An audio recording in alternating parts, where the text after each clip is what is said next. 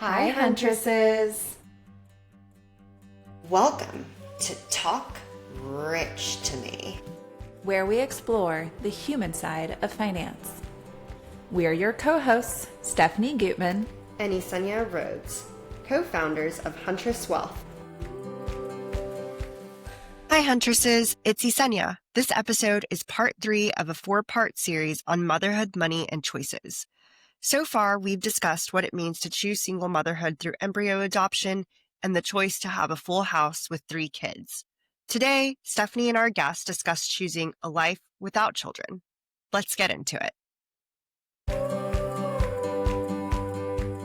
So today we are with Candace Davis to talk about choosing not to have children. And we're in this series on motherhood and choice. And I'm very excited to have you here today. Happy to be here. Candace is a good friend of mine, but I'll be frank, we actually haven't talked about this directly. So I'm excited to have this conversation. Thank you so much for being here. Yeah, I'm happy to be here. Awesome.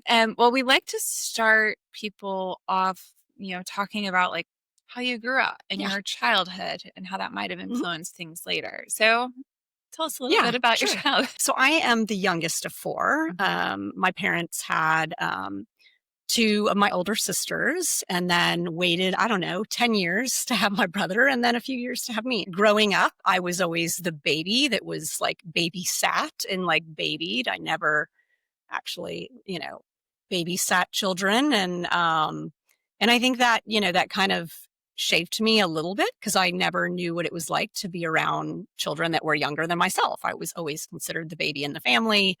And I always hung around with my brother's friends and some of my sister's friends. So I was like never the more adult person. I was always considered the child.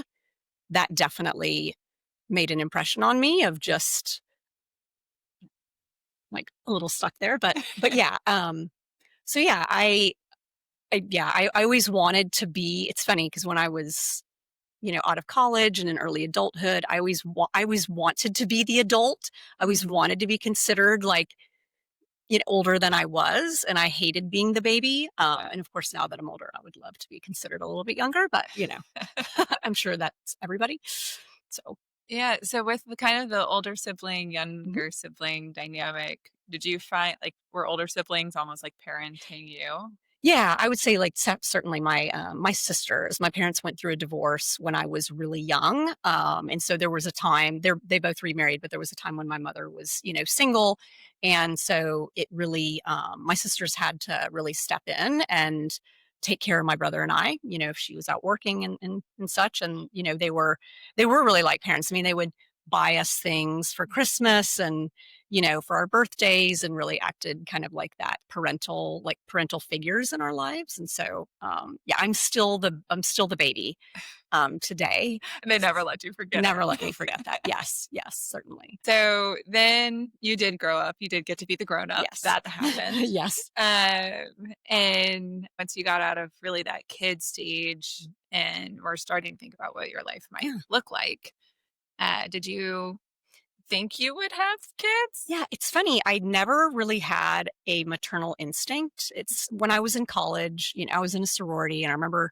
living in the sorority house and my sorority sisters would talk about, after college, getting married and having a family. And it just never, I don't want to say didn't appeal to me. It never struck a chord with me as like, that's what I saw my life. I really saw my life as being a successful career person, being married, right? But like the child equation was just never was in my kind of idea of what I would be doing. And so they would always talk about it, in the sorority house of like, oh, having, talking about their baby names and things like that. And I could understand it, but just I never felt it, and so it just never struck a chord with me. And like other people's kids are cute. Yes, exactly. Maybe, I love, actually, we've talked a lot about this. Most of them are. Like, there's a lot of commentary with Taylor Swift's album and her like happy and settling down and talking about wanting to have kids and all of this. And part of the internet backlash of like, oh my gosh, she's gone like total trad wife. And it's Oh like, gosh. no, she's just, that's a normal vision of Yes. like for some people, Yeah, like we totally. can want different Yeah. things. But so you go off Yeah. into the world, Right. get a job, Start working, and meet along the way, my husband. you do get married. Yes, I do get married. And it's interesting because even when I first got married, I didn't have that vision of, okay, we're going to, have children. It was more like we are going to have a fun life together. We both love to travel, spend time with friends and in our own families, but really enjoy our lives. I would say probably a little selfish. But that was how we felt. And so, Is that selfish? yeah, right. Some might think, but maybe not. Yeah, it was a priority. That was our priority. And so, I mean, especially you were in your 20s. 20s. Yeah, I think it's like the appropriate thing to say, oh, I'm so selfish. But yeah, no, you're right. I made a conscious choice and I wanted to do other things. And so, yeah. And did your husband, partner at the time, was he right there with you? Yeah. Was he also not? Yeah, he was not. Vision? He was not on the kid vision because I do remember it was interesting that I was working in advertising. I was this young professional in my 20s. Killing it. Yeah, killing it. Being killed. And I made some really, really wonderful friends, that I worked with. And I would say most of them were starting to have children. And once they started having children, I started to feel a little bit of maybe this is what you're supposed to do, right? We can't just travel all the time and go to dinner and do that. Like, what do we fill our lives with? We should be going to soccer practices and dance recitals and all of these things. And so I started to think, should we do this? Not for the reasons that I felt I wanted it. It was more, this is the expectation. This is what you do when you are in your mid-20s or your early 20s. You start having a family and that's what you fill your time with. There was a time that I was considering it for the wrong reasons. And I would say that was also compounded by my parents. My mother had me when she was 40, so very much older. And so I was very, very close to my parents. And I was starting to get a little bit of guilt because nobody in my family, none of my siblings had had children. None of them were actually married at the time. But yeah, it was my mom. I started to feel a little bit of pressure because I knew she wanted a grandchild.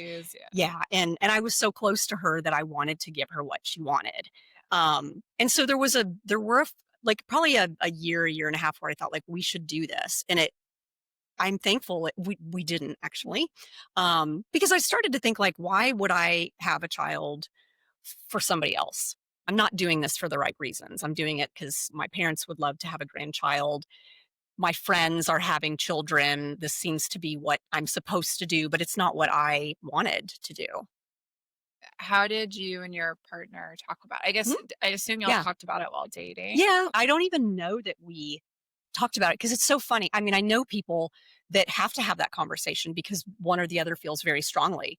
And I don't ever recall us having the conversation, but I assume it probably did come up. It's just, neither one of us, I think, felt passionate about it, maybe either way that it came up. We were really just focused on each other. And I think there might have been a part of me reflecting on it now that was because I didn't have children and other people were having children. Knowing myself, I probably wanted people to know that it was a decision, right? It wasn't that Candace can't have children. I hated like being, in the corporate world, air quotes, where people are always, oh, do you have kids? Oh, you don't? Like when are you planning to have them? And things like that. And it was just always so much pressure of like, oh, you don't have kids? No, don't have kids. And oh, why? And so I was feeling that pressure. And so I think like I would just like closing the book on that conversation. Yeah. I don't want to. Right. Exactly. This is a choice, but it is amazing that there is so much pressure out there for people to have kids because it's, what you should do, even though it may not be what you want to do. Yeah. And these were your like go ad days. Yeah. And so I guess I'm surprised to hear even like kids coming up.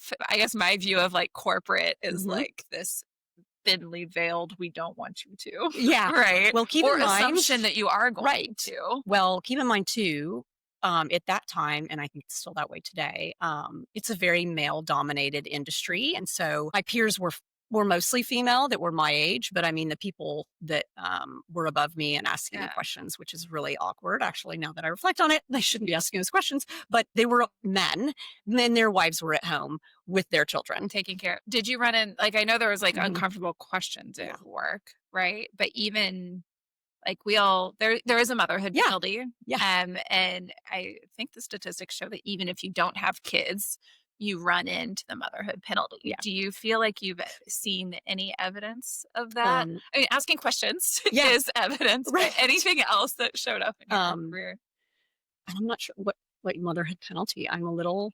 Do you know this word? Maybe this is good that I don't. Yeah. Well, probably not, because you've probably been subject to it. Yes. Whether you realize it or not. This is probably true. It's the assumption that, women aren't going to be able to put in the effort or are going to be distracted, quote unquote, by family or, more important priorities. Yeah. Right. And unfortunately, this applies to all women, whether or not you choose or are able to have children. And it typically shows up maybe in your 20s, certainly if you're already married. Right. But really in your 30s is like the prime. Yeah. We all get the menopause penalty too. Yes. That comes in our 40s. So we can talk about that. Yeah. Fun times. But that's what that notion is. Yeah. Like, it's not like if you ever felt discriminated against as a woman, that's like a really broad stroke. Yeah, but like in this notion of assumption that you were going to have kids even though you weren't. Right. Yeah. Well, and I think, I don't know if this is like the opposite, but I feel like sometimes there's the assumption that I can work because I don't have kids. Where it's like, oh, well, why would you need to take, time off or leave early? You don't have kids. And so it's an interesting, I've been subject to that, not the outright those words, but assumption. The implication. Yeah, exactly. Like it being implied.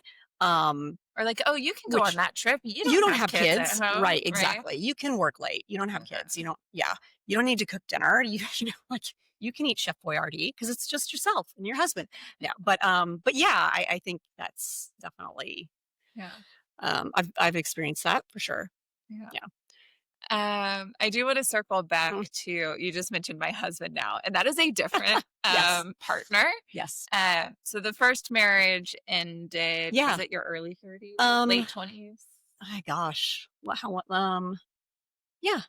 Early mid 30s. And it was very amicable. Like we still talk and we just grew apart and we're just really like friends. And he was a sales guy. He traveled all over. And so we grew apart, but ended very amicably. Yeah. And then I met my now maybe legally married. We actually do have papers, so that's kind of silly of me to say. I was always like, I don't need to get married again. I don't need things tying me down, but yeah. And so, we've been together for 10 years, something like that. Yeah, we, own a house together and are very happy together. And he does not have kids. So we are two very probably minorities, I don't know, of, people who are single, not single anymore, but don't have kids. Anyway, yeah. Well, and so there was you then found yourself dating in your 30s. I don't know if you were dating right away, but at some point, like dating in your 30s. And did you find in dating that like kids was a very quick conversation in your 30s? Interesting. And I don't remember. I didn't do a ton of dating, I should say. And we met. Okay. I just found my dream partner. We were friends first, which, because we worked in the same industry. We worked the same agency, but I remember thinking like, I'm going to be single and what if I meet a really great guy that has kids? Am I like, can I be a stepmom? Do I want to be a stepmom? It didn't turn me off, I will say. Like sometimes I think I definitely see the positives in having children. As my parents passed away and I've gotten older, I think of like, oh my gosh, I'm not going to have a child to take care of me. Selfish again. No, I wasn't selfish the first time. It's a crazy thought that when I pass away, I'm not going to pass down things to children. And so that is it's a weird feeling. And there's, I think, a little gap there, but certainly not large enough to have a child. And it's interesting that like marrying into kids, Mhm. and that's actually a version of motherhood Yeah. and choice that we don't have covered in this Right. series is like marrying into Yeah. kids and like being the Right. stepmother. Right.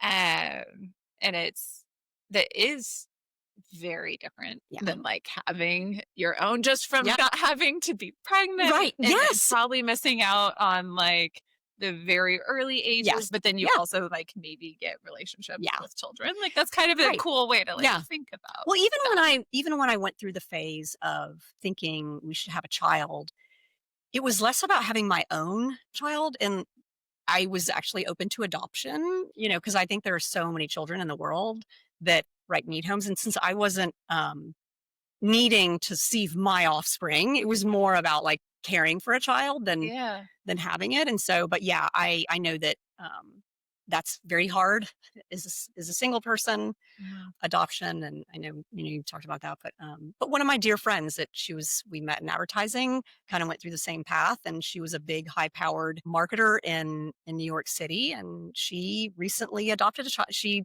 didn't have time to meet a husband, and she's very happily a mother without a husband, and I applaud that Yeah. for her. But That was the first in the series. Yeah. She was anonymous, going by Lauren. She adopted an embryo, so she actually had the wow, baby. yeah, which is amazing. That's But amazing. very much so on her. Right. I mean, she's got a Yeah. strong support system, but Sure. like without a man. Without a man, yes, Right. exactly. Yes. It can be done. I mean, and honestly, people seem very Yeah. happy with it. Yeah. And so, And I will say, my partner and I, because you had asked, when we got together, just the child situation. He never wanted to have children. yeah, He came from a divorced family, and always he and his father didn't have a great relationship, and so he always was worried he would be a bad father, and so that always yeah. prevented him from wanting to have children. And so, just for context and perspective, yeah, he was not interested in having, children.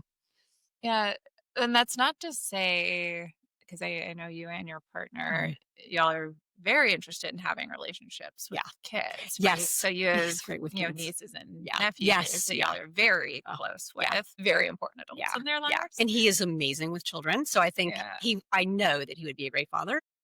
How do you think about your legacy? And I'll start with Yeah. like just kind of couching a little bit from a financial Mhm. planning perspective. Yeah. That's question number Right. one, or assumption number one, Right. even from financial planners, is like, Right. obviously you want to leave Who's it your all to your beneficiary? kids, Yeah. right? Right. Who's your beneficiary? Yeah. What's, Right. do you have your will in place? Yeah. A lot of it is around, I mean, certainly taking care of your children and protecting them, but also just Mhm. like, that's your leg. How do you think about your legacy? Yeah. It's funny. I mean, obviously, when you have to have a beneficiary, right? That's my partner. And I do have a living sister and brother. And so right now they would get my stuff, and my, estate. But I've often thought too, my mother was a very philanthropic person, and I'm very passionate about, animals. I had a sister who passed away of cancer, and so I've often thought I would just love to give what I have to a philanthropic organization that I care about. Otherwise, yeah, it's a blank slate. Other than my finances, but yeah. What do you mean, other than your No, I just meant finances? like my legacy of like, Yeah. it's a strange thought, because even my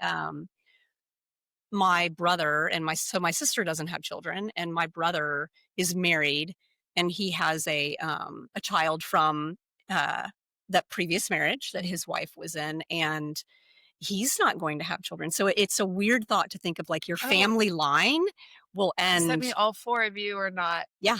I mean, again, he has a child, but Yes. not through. not the blood, biological. whatever. Yeah, exactly.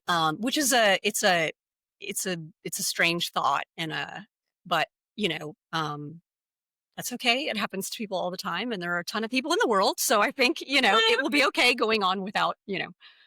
Well, it's not a it happens to people statement. Like, again, I Right. don't know everyone in the family's stories or choices, but like the notion that we like have to pass it down. Right. We can go look at Right. literally biology and Yeah. like the species, and we're like supposed to want Right. these things, but like I didn't have a kid because I want my DNA surviving. That Right. wasn't like my primary. It's Yeah. like I did, and I'd like to give her things Right. because I created this, so I feel responsible. Yes, of course. But not like I need like some continuation. It's interesting. I've heard that and felt it a little bit, as I've gotten older. And so it's I don't really get. It doesn't strike me either as like, oh my gosh, I have, the bloodline must continue. You mentioned concerns about the logistics of old age. Yes. There's a lot of not money talk in that, but like thinking about the money layer, it's like you didn't have to pay for college. You can pay for your own like home nurse. Yeah, like, exactly. Yes. Yeah. How do you think about aging? Yeah. I feel financially secure, like I'm going to be okay. I don't need a child to take care of me. But so I feel comfortable. I have this vision of my biggest fear was always like, you're going to be alone, which I outgrew that. That's good. Yes. And now I have this vision of this golden girl scenario, which I've mentioned to you. I have a few friends who also, don't have children, or my one who even adopted a child is in on it, of sharing this really nice house, sharing a mortgage, spending time together, having our separate spaces. But I love the idea because you have companionship. And you're also, from a financial standpoint, it's very smart. You're not paying a mortgage on your own. It's a shared responsibility. And so I love that idea. And it's kind of something to look forward to. Do they all have partners? So we have to figure that out. You said one doesn't. Yeah, and we've decided we'll have, maybe there's a duplex or two houses. So partners are allowed at this. They're allowed in, exactly. And who knows, maybe, I don't know, maybe men would also like that idea. Awesome. Is there anything else you'd like to talk about? I wish when I was, in my early 20s, or, that I didn't put that pressure on myself. Like, it's completely okay. Do what you want in life and what's important to you. And if you don't want to have children, like, that is perfectly okay. Yeah. And no one should think that you're strange for not wanting that. And there's just so many opportunities in life to have companionship, right? And fill those gaps without having a child. I think it is wonderful. I love other people's children. The women that I talk to that are in kind of similar situations are always like, yeah, they have the same thought of getting old and that fear of being alone. And I certainly understand it, but I realize like that doesn't have to be the way it is. Right. Yeah. So I think so. I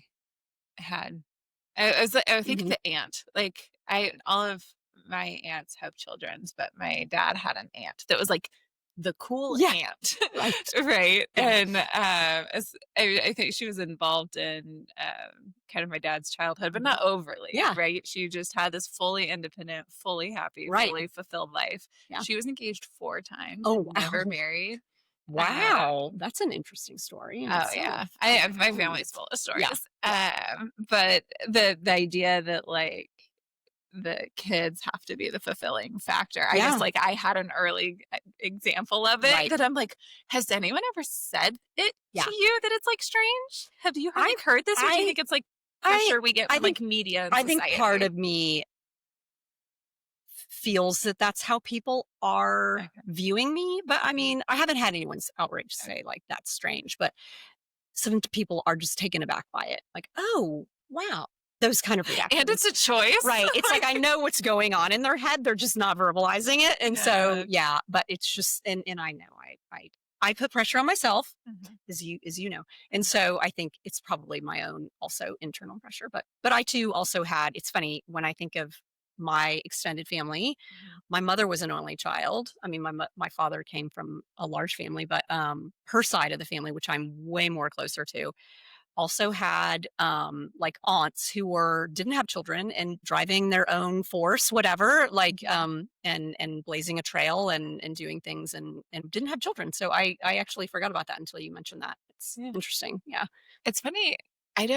We talk, I guess I have lots of stories of those aunts, even like on, John, my husband's family. Oh, There was the aunt that wasn't married, and hmm she left what was Yeah. at the end of the day to nephews and Right. nieces, right? Yeah. But very involved in their They're like, yeah. lives. And it's like, do you hear about uncles in this way? Like, are there the cool uncles that I guess they do? That will, I mean, I don't have any examples of cool uncles, but I'm sure that that's will a be my thing, partner, right? because he is an amazing uncle to his niece and nephew. He does so many things with them. When each of them graduates from high school, one of them just graduated last year, and he took him to Germany. It was they each get to pick a place that they want to go anywhere in the world, and so we are going to be taking his niece to Greece next year because she's graduating from high school, which is crazy. So he's very involved, and he just adores them. Awesome. Well, we do finish every conversation with 2 questions. So for all of the huntresses out there, what's one piece of advice you'd like to share? I would say, don't be ashamed to talk to someone about your finances. Having been married for a while in my previous, life, I let my husband take care of it, and I felt like I wasn't involved in it. And then when I got divorced, I felt very ashamed to find a financial, planner, someone to help me. I was very stressed out about it. And so I would say, like, there is no shame in that. It's the smart thing to do. And just own it. You will feel so much relief, and the pressure taken off once you do. So don't feel ashamed to talk to someone about your finances. Yeah, couldn't agree more. Yeah. And then what does rich mean to you? Oh, rich. It's so funny. I think it's changed over time. What it means to me today is living a rich life, which is full of being around the people that I love, doing the things that I love. It's not a financial thing for me. And it was when I was younger, certainly, but as I've grown older, it's more about just really enjoying life and doing the things that I want to do, and following through on the priorities that I have, not what somebody else has for me. Excellent. Well, thank you so much for being here to talk about choosing not to have children. And I'll give you a choice here. Mhm. You want to say bye huntresses or talk rich to me? Ooh, talk rich to me. Okay, let's do it on 3. Okay. 1. Talk rich to me. You've been listening to Talk Rich to Me, a production from Huntress Wealth. For more chill takes on finance, sign up for our newsletter at huntresswealth.com. That's HUNTRESSWEALTH.com.